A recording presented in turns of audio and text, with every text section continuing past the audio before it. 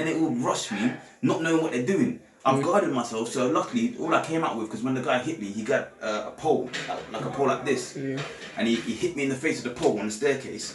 I've run back, turned round, I see he's still coming at me, so I've sort of knocked the pole with my right hand and punched him. As I punched him, he started to run because the guards started to come after him.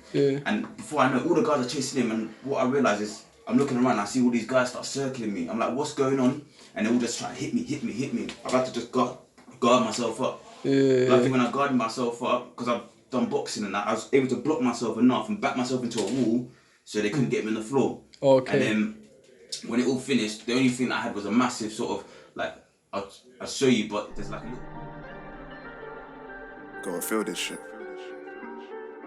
Hey yo, T.I., go brazy on these nigga, man. Yeah.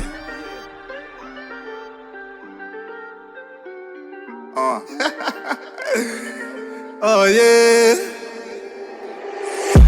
Niggas, that's what happened. I don't know what happened. To me, I'm just the same old dude. Alright. The hoes them trapping, bros them clapping. To me, it's just the same old news.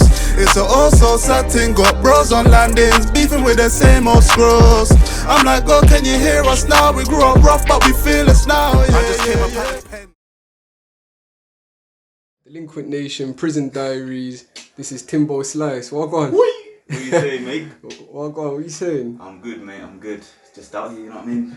Come on, my so bro. What we can do right here, read books, you know what I mean? Say do a reading bit of books. exercise, you know what I'm saying? Is that how you do your weights, yeah? Well, yeah, that's, you know, we have to basically improvise when we're in prison. We haven't really got much to do this. Plus, with this lockdown thing, you know, we used to be able to go to the gym, but now we have to make the most of what we got. We're not allowed to go gym no more? Unfortunately not. What's lockdown? How do you feel about this lockdown? How they've done it and that? Well, to be fair, you know, what's happening outside with lockdown is pretty much the same thing that's happening with us. Like, and I mean in terms of, you know, things are being sort of misconstrued. People don't really understand what's going on. It's like that for us here in prison as well. A lot of the stuff that's going on outside, you know, was making it harder for us in here. And, you know, when things got unlocked outside for people, we had to still wait like a couple of months or two before, you know, things would start, you know, the cogs will start turning again for us in here, really. So, what was the regime like? The regime, I mean, at first we had was out 1 hour a day, everybody. And gradually, slowly but surely, they let us out for 1 hour 15. And now they've done like 2 hours, which is pretty good. How does that affect you? I mean, the way it affected what it did for me is it made me really think, you know, about how I use my time. And to be honest, the thing is, I'm one of those people, I analyse quite a lot of stuff. And I looked at other people and I looked at how they use their time, and I thought, you know what, I'm not going to waste time talking to people all day long. I'd rather just get on, you know, do a bit of exercise, do what I can for myself, you know, read books, you know, just try to, you know, better myself, because there's no time like the present. That's why it's called the present, isn't it? Come on. Alright, Bam, I'm going to ask you a few questions, just to get to know you a bit. Okay. And just to let the outside get a little bit of insight what's going on in prison. No problem, peoples. What are you sentenced for? So I'm sentenced for intent to supply. Drugs? Drugs is MDMA. I'm a party guy, do you know what I mean? I like to party, do you know what I mean? Obviously, they'd gone to my house unwarranted and, you know, searched my house. Oh, okay, found MDMA. And obviously that's a slacker thing. I'm not going to lie, I hold my hands up, I slacked because it's in my yard, but it weren't meant to be there, do you know what I mean? I recently just got it, do you know what I mean? I was getting ready for a party, but it was in the yard, so then basically they done me for it, and it was like, so basically, it's like £800 cash, and it's like about £800 MDMA's worth, all in a rock form. And then what sentence did they give you? So they gave me 3 years and a month. And you know how bad this judge was? He gave me a month for the tiniest bit of budget. You couldn't even have enough, literally, to even smoke it in a joint. Do you know what I mean? It was like literally minuscule. Do you know what I mean? But he gave you a month for it. Yeah, he gave me a month for it, the bastard. Do you know what I mean? Madman. Anyway, enough about that. That's pretty much the story, innit? So. Yeah. All right. So how long you got left? Well, you'd be glad to know, people. I've only got a couple of days left. Couple of days? Yeah, come on. I can't tell you exactly how, because obviously if this gets... Yeah, you don't want to get out. I want people to know. But I've got a couple of days left, so I'll be out on road. Oh yeah, that's good, man. That's good. What are your friendships, the friends that you had outside, what are they like now that you're in prison? Well, to be honest, when I came into prison, the first thing I thought was, you know, like, the way I took it was basically I wanted to use this time for myself. I wanted to make it solitary. So I didn't want any of my friends talking to me. I just wanted to be in contact with my mum and, well, she's my ex-girlfriend now. Because my mum, my ex-girlfriend, and my dad. Yeah. And that's what I did basically. That's all you've spoken to. Yeah, and it helped me out a lot because, you know, I had people that I know fully well deep down they want the best for me. Do you know what I mean? And I'm not saying friends are bad, but I mean, you got friends that will get you into trouble. You got friends that, you know, you don't really know people's intentions. Do you know what I mean? Someone could be your friend, but realistically, you don't know what their deep down intentions could actually be. Realistically, they could, you know, they could be jealous of you. Do you know what I mean? They want to see a downfall. Yeah, so right, that's right. That's the whole reason why. They say you learn who your real friends are when you're in prison. That's right. And that's the whole reason why I didn't want to talk to him, because I didn't want to learn how much of a prick they are. Because I pretty much know. Do you know what I mean? I'm one of those people. I just feel I think realistically about things. Do you know what I mean? If I see someone being a prick to me, I know they're a prick. I might just be hanging about them just because I'm bored. Do you know what I mean? Yeah. But at the end of the day, I know what their game is. Do you know what I mean? Yeah. So I keep my arm's length. Do you know what I mean? Okay. All right. Who do you keep regular contact with? I think you already said like your family and that, innit? Yeah. So basically, the main person I was keeping contact with quite regularly through this sentence was my mum. Yeah. And my ex-girlfriend now. Yeah. I don't know what's gonna happen when we go out. She's, you know, we're talking and that, but yeah, and that was mainly it. My dad, I started speaking to him more towards the end of my sentence. Me and him have always had like sort of issues. Yeah. But it's just because we both want the same thing, and obviously I have a different approach to him. But we're starting to, you know, bond a lot more and you know, come to terms with things. So yeah, that's it. Yeah. All right.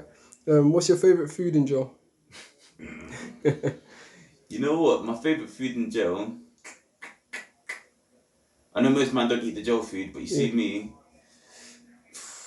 my favourite food has to be tuna, Yeah.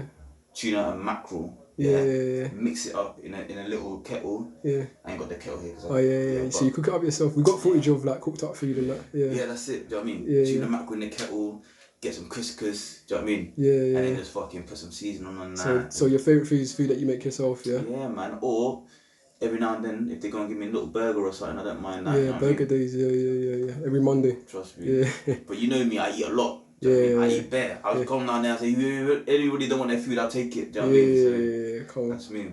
Alright, what would you say the worst food is in jail? The worst food in jail. The worst food in jail has to be their pasties, man.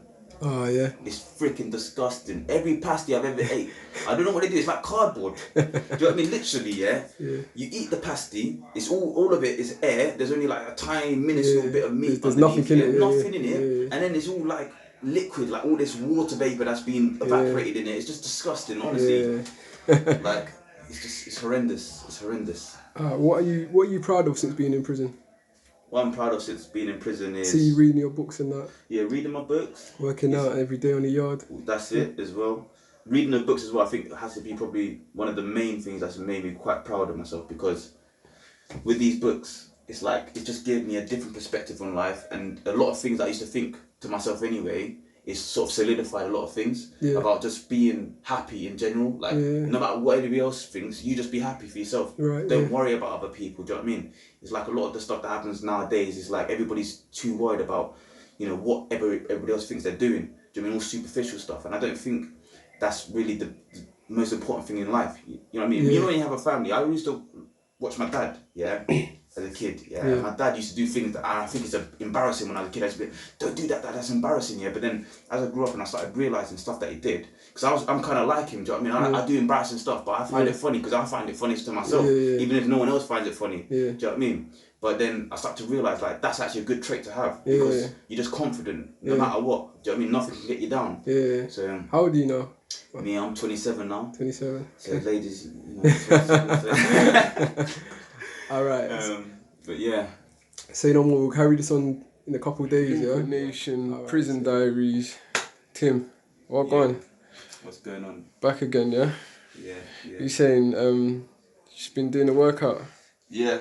Went on the field, did a quick circuit. You know, we got to do what you got to do to keep nice and fit. What did you do out there? What circuits did you do? Flipping hell, this was like brutal. So I did burpees, and then we did push-ups, burpees, run from one side to the other side. We did freaking sit-ups, leg raises, bastards, there's one of those. Like, we did everything, literally. But then we did it for like 45 minutes, non-stop. So yeah, it was a good workout. Are you allowed to use the gym at the moment? At the minute, it's a myth, really. There's no gym at all. Like, literally, it's been like that since April. So, no gym. So what we've had to do, I've had to just make the most of what I got around me. Yeah. That's why you go out in the yard and on the field and that, yeah? That's it, man. And I make my own little weights in here, do what I need to do. Yeah. Yeah. That's it, man. Alright, my bro. I'm going to ask you some questions, yeah? Some in-depth questions now. Yeah. You can go as much into it as you want to, yeah? Yeah. Alright, do you remember the first night in prison? Your first ever night in prison? First ever night in prison, I remember it very vividly, to be honest. Is this your first sentence? Yeah, this is my first ever sentence. First time you ever been in prison? First ever time I've been in prison, that's correct. Okay. That's correct. And first time I came in, obviously, as anybody would know, anyone could relate to this, you know, you hear all the stories about prison, everybody's telling you like, oh, like this happened in prison, or you hear from your friends about certain people that have done stuff in prison and, you know, they're trying to make a name out of themselves from it. So then when I come in, obviously I had all of these, it's like a bowl of soup, do you know what I mean? My head was just like spinning around with all of these sort of comments in my head, and then what my friends had told me, like how I should act in prison. But then as I was coming in, none of that, I couldn't do anything, I couldn't remember anything that they said I should do. And it was just, like, I had sort of a lot of, I was afraid, but I was also excited, do you know what I mean? And the adrenaline was just going through me, and I remember getting into the van, and we're driving from the Aylesbury Crown Court, and we went to Wood Hill, and it was late at night, it was literally pitch black, come in, and like, I've just gone into this, through these two gates, then walked through an alleyway, down to another set of gates, come in, and you just see cells like, on the right side, and then just going across, or up the top. Yeah. And then there's a couple fellas there just basically saying to me, like, you know, they, like at first I was shocked because of how friendly they're being, like saying, oh yeah, you know what, like if you need anything, come to me, you know, I'll help you out. But then obviously, like from what I heard from people, they said, oh, don't ask anybody for anything. So I always said to people, no, I don't need anything, it's alright. Yeah. And I got some food, ate, went into my cell, and you know what, after a couple nights, we sit in the cell and my cellmate's telling me, did you hear that noise last night? I'm like, what noise? And I've looked down to my right, and there's like some pipes. I've looked and there's a hole, right? Yeah, similar to that basically, but it had a little bit of a ledge that come up and the pipes were on top of it, and there's a hole right underneath it. And he kept saying to me, I think there's a rat in here, there's a rat or a mouse. And I'm like, nah, there isn't. And as I look down, what I see the mouse or the rat looking back at me, and I'm like, like looking at it, and I'm like, fuck that. So I've just gone and got like a bin bag and some like paper and all that, just literally lodged the hole. And I thought, fuck that. And every single night from then on, all we heard was rats trying to eat through the paper. But me being an African man as I am, and I've been to Nigeria, I've always felt like, you know what, all of this type of things is small to me. I don't take it as like I'm not gonna be a little girl about it. Do you know what I mean? I'm just gonna be a man. But my padmate was like, nah, I can't be in here with a rat. I was like, mate, it's not gonna do nothing to you, man. But anyway, that was that. It was funny first night. It was obviously exciting because it's a new experience, but at the same time I had a lot of worries, a lot of anger as well from what happened, and obviously I was scared as well because of my family outside and me being in here. I don't know what was gonna happen to me. Do you know what I mean? Was you emotional? Yeah, I was emotional. I mean, because your parents would be a bit let down, innit? Yeah, I mean, you know what? One of the great things that happened to me in here is like, I mean, I have to thank my parents so much, because one thing that they've always done for me is they've never been ashamed of me. Like even now, to be honest, they're actually proud of me, like the way that I've changed in here, and you know, like it's not like I wasn't a good I wasn't terrible outside. Do you know what I mean? But there was a lot of work that I had to do on myself as a person. And what it did in here, it gave me the time that I could confine in myself and I could really find out who I am. Yeah. And reading these books as well is what sort of gave me the sort of the gate to open up to, you know, to explore something else, like being inside a room, but I'm not actually in here when I'm reading. I'm somewhere else. I'm inside that book. Do you know what I mean? I'm like, my imagination is going free. And I mean, I feel sorry for some people when I see some people and they can't do that, do you know what I mean? Because they can't immerse themselves into something and just, you know, and it could be a number of things. It could be like they're addicted to something, they're taking drugs, you know, they're worried about something. But the thing is, you need to be living in the moment, do you know what I mean? Live in the present, do you know what I mean? Because that's all you have. Do you know, you're not your past, do you know what I mean? You're now, do you know what I mean? And that's what you do. Yeah, I heard that. Alright, describe a typical birthday celebration in jail? Well, I mean, if it's my birthday we're talking about, my birthday was terrible in jail. What happened? Basically, what happened on my birthday was I ended up getting rushed by like every single prison on one wing. This was in a different prison. What, seriously rushed you? Yeah, I got seriously rushed because... Oh, not just birthday beats. Not birthday beats, like proper rushed. Because what happened was somebody, like, and this is the thing about jail, and this is why I've seen people in a different light, do you know what I mean? But one thing I've realised is a lot of people are really not who they say they are. They're like fake, do you know what I mean? Yeah. And this is what happened. It's basically an incident with this guy who smoked a lot of spice.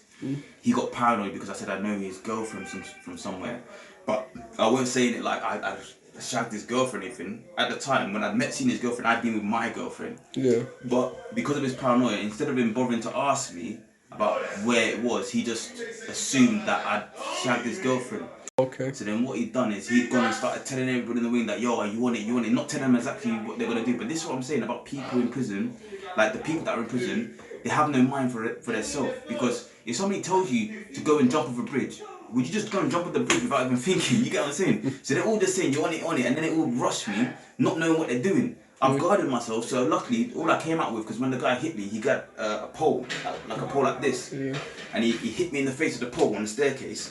I've ran back, turned round, I see he's still coming at me, so I've sort of knocked the pole with my right hand and punched him. As I punched him, he started to run because the guards started to come after him. Yeah. And before I know, all the guys are chasing him, and what I realise is, I'm looking around and I see all these guys start circling me. I'm like, what's going on?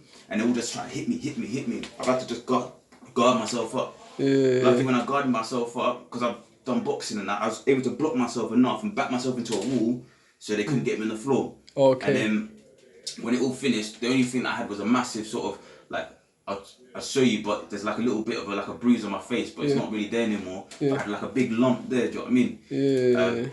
And that sort of shook me. It's a horrible birthday. Yeah, it was horrible. And you know what? It just made me...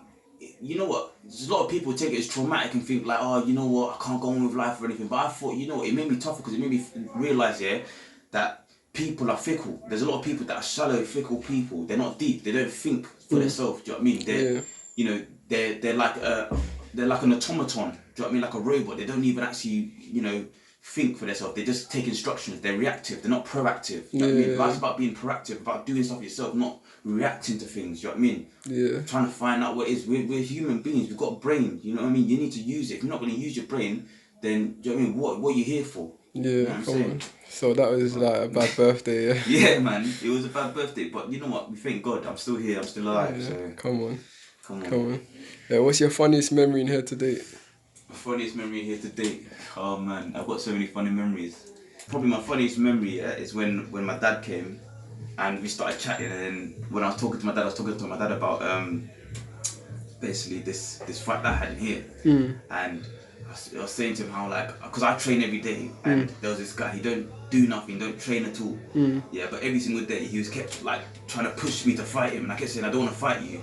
But then I don't know, some people have some type of complex or something. You keep thinking that he can beat me up because I don't want to fight him. It's like, I'm not saying you can beat me up, I'm just saying I don't want to fight you because I want to go home. Do you know what I mean? I ain't want to stay in jail. And in the end I had to go and take him and beat him up. And then when I told my dad about it, me and my dad were cracking up about it, and he goes, and he's saying like, the guy he's an idiot, like, and the thing is my dad, because he's got that thick African accent sometimes, so when he says stuff, I just can't help but laugh, man. He just makes me laugh. Like he'll say like, they holy mackerel, like that, you know what I mean? You get me? But he's a funny guy, man. I love my dad, man, and my mum as well. My mum, I told my mum about it as well. She made me laugh as well. Yeah. But you know, I'm not a violent person, but you know, certain times when someone deserves it, it does make me laugh. It's just like the whole time you've been getting a warning, and now, you know what I mean, it had to happen. If a man's back's against the wall, what can you do? You know what I mean? You have to. That's it. You have to do what you got to do. That's it, man. Yeah. What's your darkest memory in here today, if you have one? Well, my darkest memory would have to be sort of that time when I was in Ramby, when I had that problem on my birthday. Because you know, that was like, I was already sad. Do you know what I mean? Like at the time, my girlfriend I had at the time, we was having issues because I had somebody that I was padded up with before, and I ended up having a psychotic episode because he was smoking spice in my room, and I didn't realise, because obviously it's my first time in jail, so I didn't really understand what was going on. Doing, and I didn't understand that I could get half the fumes even though he's smoking it. Do you know what I mean? I'm not smoking it. So I ended up having an episode, and then, you know, my girlfriend, we started quarrelling, and obviously I didn't manage to be able to explain to her properly what's going on, because I had problems with my head at the time. Do you know what I mean? And then you know, that happened. Yo, look, let me take it away back then. Let me take it to 2K10. There was no IG or Snap back then, and I came a long way from an MSN. I used to draw gal on BBM, and there was such thing as a DM then. Gal got rude, that was on a weekend then. Gal sent nudes like a wee